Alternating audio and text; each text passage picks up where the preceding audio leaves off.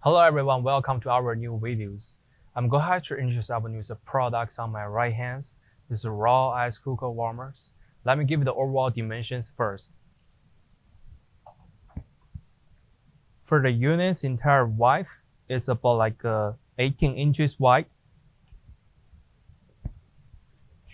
And the overall height, they are about like 13 and 3/4 inches tall. The depth of the unit is about like 15 inches deep. As we can see, the unit is coming with the information display at bottoms and the start powers, the switches right here. And when we open this one from the top, when we look at the inside, this is the cooking containers. And from the surface, we can see they give you the measurements to tell you how many cups you are making on it. And also from the manufacturers, they come in with a rice cup and a spoon. Let me give you this cooking beans dimensions.